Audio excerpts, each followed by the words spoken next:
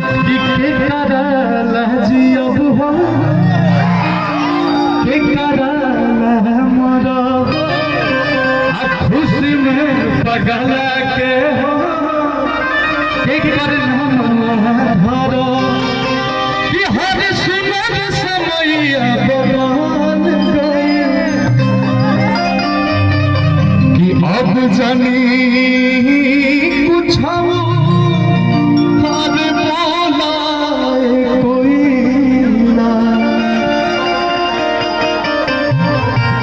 जान के डोलिया चली गई कि अब जान कुछ कोई ना जान के डोलिया चली गई। बहुत सारा तरीका बात डोली कैसे चल गई। हाँ ये थोड़ा वर्ड हमको गलत लग रहा है। सुना डोली ना जाइनो। अरे की पापा जी से साफ साफ कही दो तू बतिया प्यार है तो खुल कर बोलो कि दीदी के देवार जस चाहिए ही कर। सुना अच्छा डोली ना लेके जाइनो तो ये हो सकेला ना। हाँ कि अब डोलिया मिल जाई भता अब डोलिया मिल जाई भतार सुनरिया तू देखते रह जाई अब डोलिया मिल जाई भतार सुनरिया तू देखते रह जाई।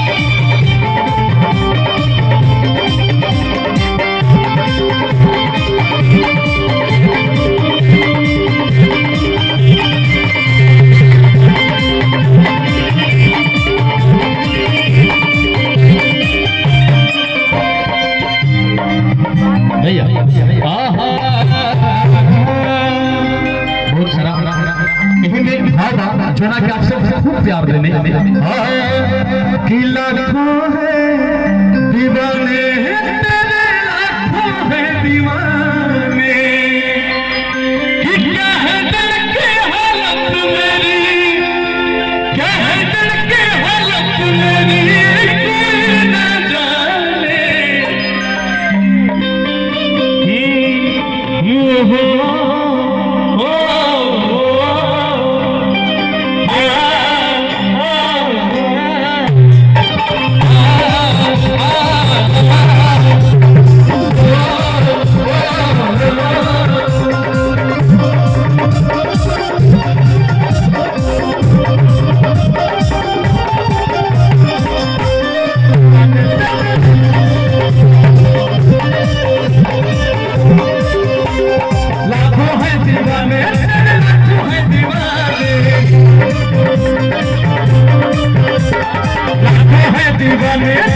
दीवाने है दीवाने क्या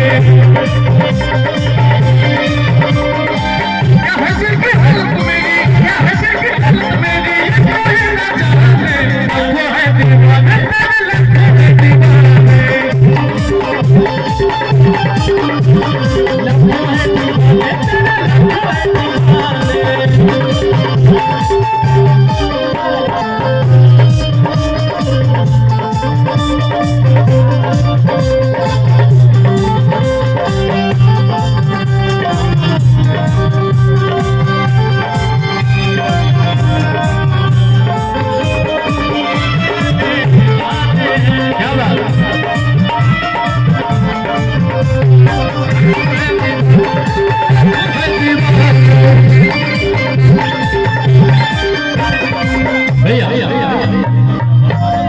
सबके इतनी चित्रहार टाइप के हमने को सुना दिली है कुछ जो गीत के आप सब प्यार आशीर्वाद दिले रहे ये सब गीत हमने के रखे जरूर रहे लेकिन जो ना कि आप सब छठ में खूब प्यार आशीर्वाद दिले बानी वही अब हमने के एगो लोकगीत रिलीज हो रहा बा मॉर्निंग में 7 बजे आप सब YouTube पे अंकुश राजा ऑफिशियल जितना लोग सब्सक्राइब कैले हो भेजा तो एकरा खातिर धन्यवाद। और लड़की के लिए तो आप सब सब्सक्राइब करब। अंकुश राजा ऑफिशियल से आप सबके 7 बजे एगो गाना सुने के मिली और ये गाना हम अभी सुना देता नहीं रिलीज होने से पहले ही आप सबके।